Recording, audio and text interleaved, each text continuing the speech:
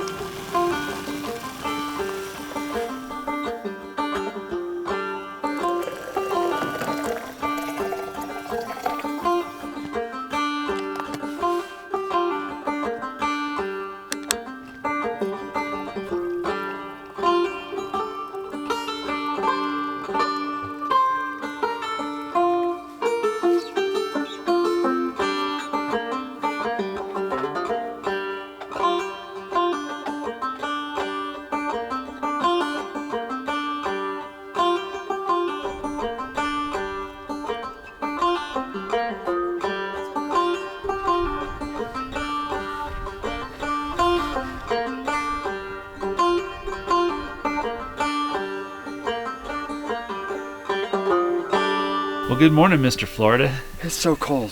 That's been quite the transition for you. You know what's exacerbating it, though, is the fact that we're at 12,500 feet and I can't breathe. Exactly. I was just telling him this morning, all night I felt like I was fighting for my life. I was warm. Yeah. I was not cold at all. Uh-huh. I mean, I was bundled up, but Yeah. I couldn't breathe. Yeah, it was weird.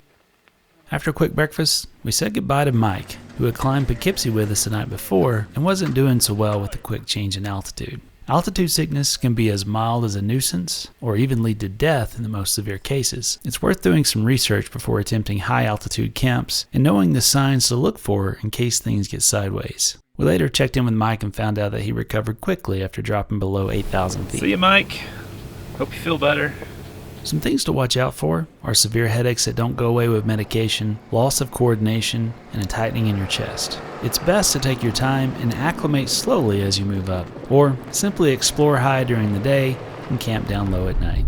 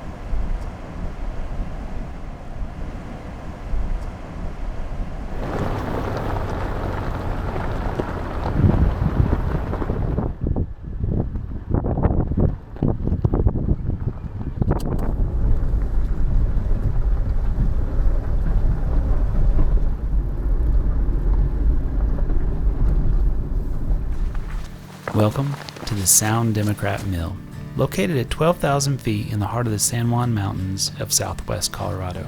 Construction on this gold and silver stamp mill began in 1905 and was completed in 1906 to process ore from the Sound Democrat mine located in the nearby hillside.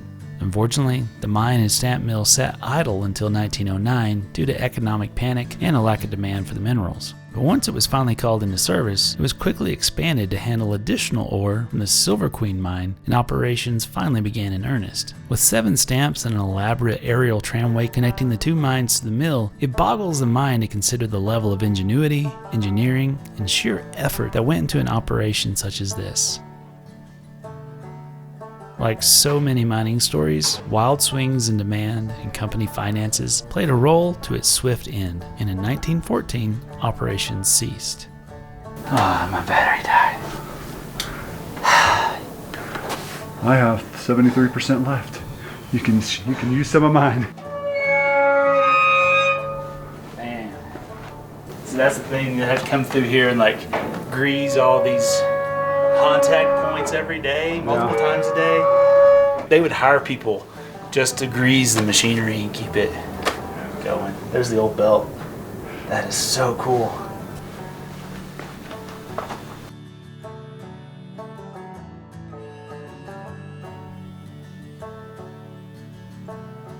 Oh, look at the old water tank right there that they feed in.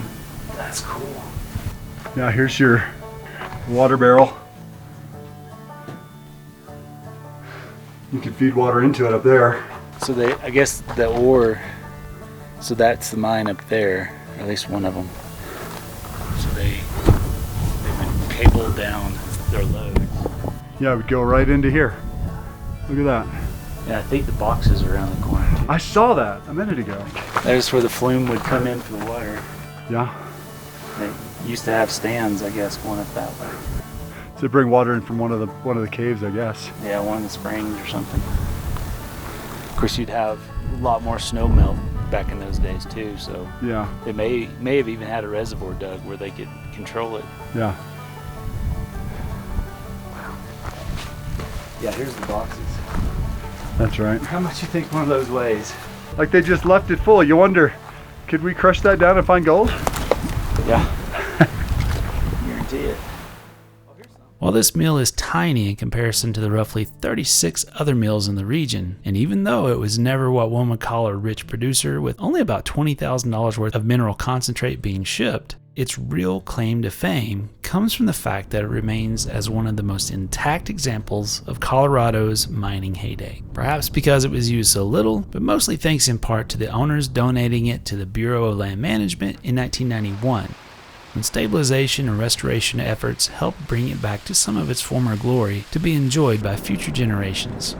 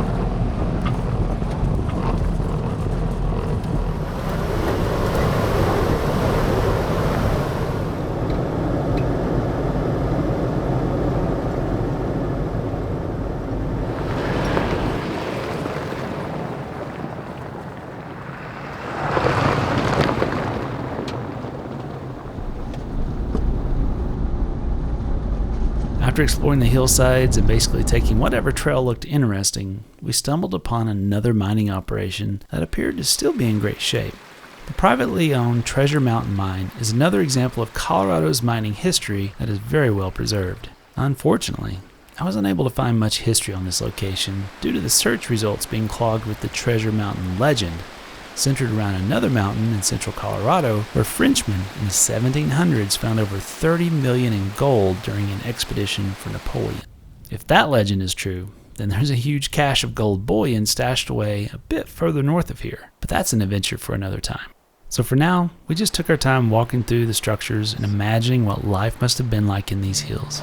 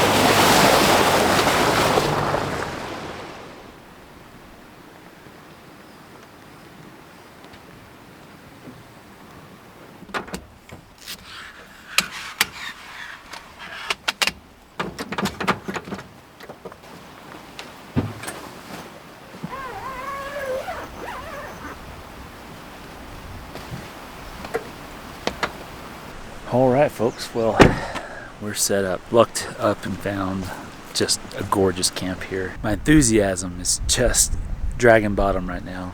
I think I'm running on about 1 hour of sleep last night, if that. And another long day. It's been incredible. But I need some sleep so I can process it and be a bit more excited about it. But we got the remedy. Carne Asada for dinner. Yeah, got us a nice little happy stream over here. Just listen to that. And then down here we've got a new little device. You've seen us brag about the Thermocells up in Alaska. Had a few mosquitoes buzzing around. But the problem with the other Thermocells is they don't want to light above about 8,000 feet. This guy is USB powered. So, I did actually sniff it. We're giving that a try. And so far I haven't seen any mosquitoes, but that sun just went over the ridge and that temperature dropped about 10 degrees. So, it's a coming. I think we're again at about 11 or 12,000 feet, and I'm gonna go take some Tylenol, maybe even some ibuprofen on top of it for this throbbing headache. But altitude sickness is no joke. Mike, if you're out there, I hope you made it home all right. You were looking pretty rough, so I hope you found some relief as well. Hopefully by tomorrow we'll be acclimated.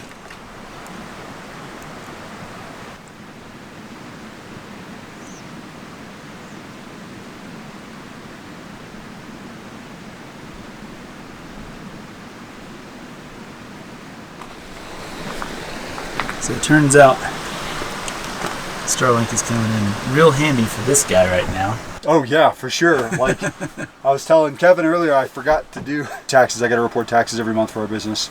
So thanks for the Starlink. I'm getting that done right now so I don't get in trouble. Well, I have to say, cooking on the propane fire pit has been a-okay. The cast iron is a little bit heavy, but it kind of helps keep everything stable. And I haven't really come up with a good design to keep this grate from sliding around just yet. But overall, this is like, what, the 10th or 12th time that we've used it to cook, and it does a great job. Let's get cooking.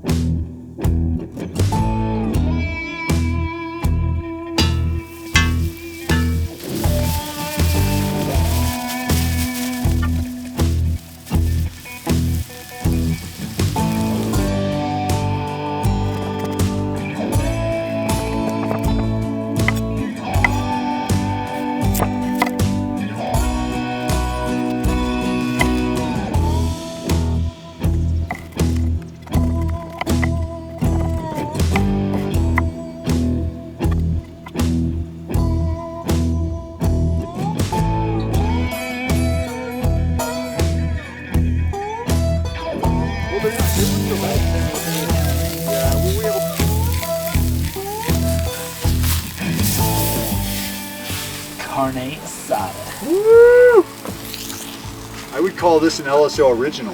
It is. It's kind of the classic.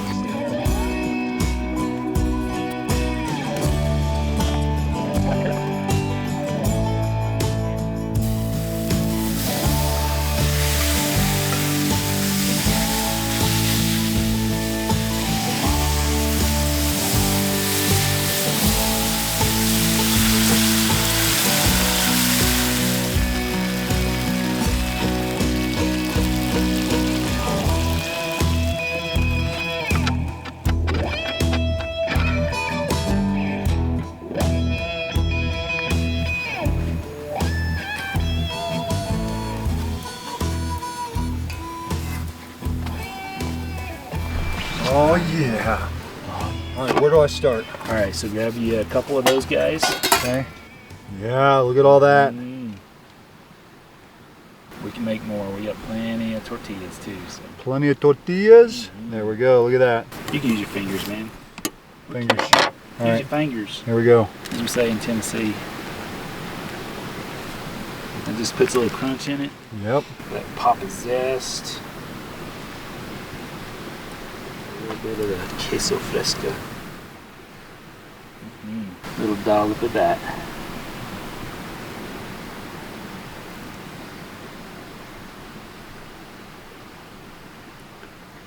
Look at that. Get it in you. Oh yeah. Moment of truth here. Oh, the truth Oh, will it's a be. big one. It will set me free. Oh.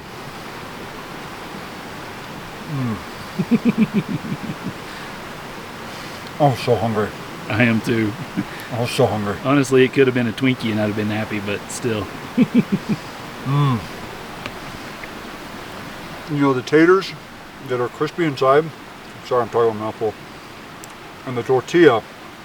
You could have not done the tortilla, but doing the tortilla on that polishes it off. Right?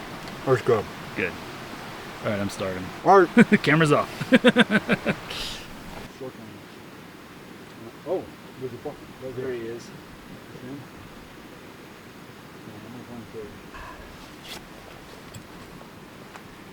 I will do my part to the steak.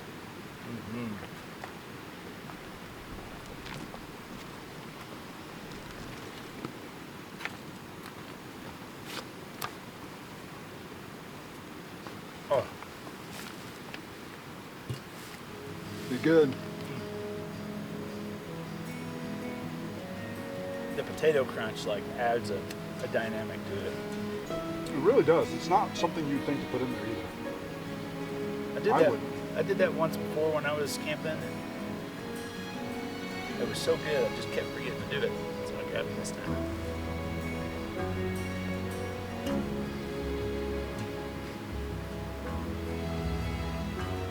You know what else is good? Is the salsa's good.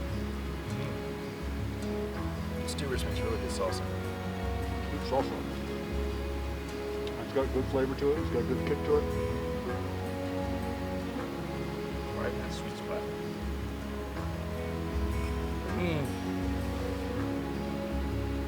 That's what I need.